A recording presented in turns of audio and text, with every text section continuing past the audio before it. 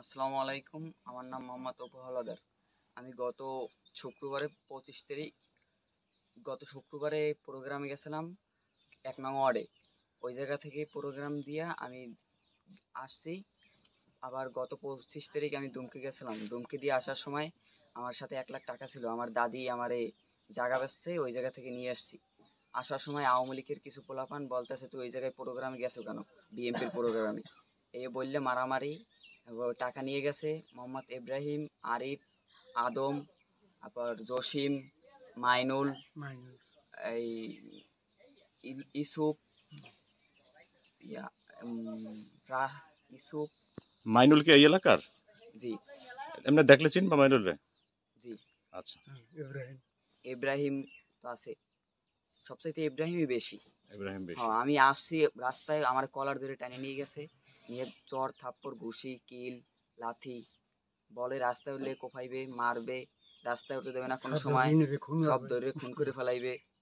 এবার আমার আম্মু আবার জিজ্ঞেস করতে গেছে, বলে আমার আম্মুরও নাকি মারবে, কুদ দেয়, লাড়ি নিয়ে আয়, ডালই আয়, খামার দেয়, এবার বাড়ি আয়, বাড়ি আইয়ে মারবে। বাড়ির চারপাশে আটকাই রাখছে কালকে রাত্রে সারা রাত আটকাই রাখছে। সারা রাত্র বাড়ির চারপাশে আটকাই রাখছে, বিকাল থেকে প্রায় 25-30 জন এই বাড়ির চারপাশে আটকাই রাখছে।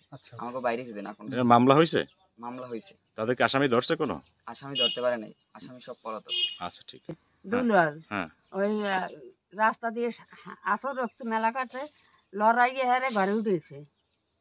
আমি ওই দুয়ার দিকে এটা ওই মালিক আর ওই সেলিম আর পোলা পানগুলো আমি চিনি নি বাবা। ওই ওই কয়েকজন লোক 20-25 জন। মালিকের টানলে সমস্যা না করে গেছে।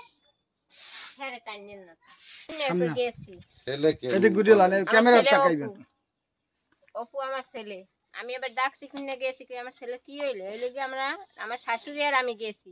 এই জায়গায় আমি গেছি পরে হ্যাঁ বুইনেগো কইতেছে ইব্রাহিম আরিফ, আর বুইনেগো কইতেছে এই ধর ওরে মার, ওরে ধর ডালইয়ে তত ডালইয়ে ওরে শেষ করে দে।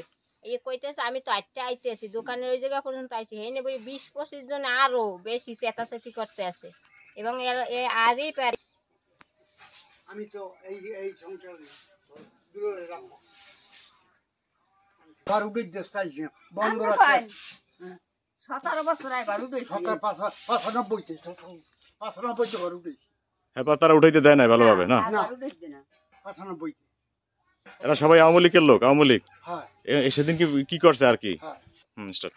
আমগো বাড়ির চারপাশে ঘেরাও দিয়ে রাখছে আর জয় বাংলা স্লোগান দেয়। আমরা 3 মাস আগে মিস্ত্রি আনছি, এদেরকে আইতে দেয় না, এদেরকে মারবে, মামলা দেবে, এইসব ভয় দেখায়।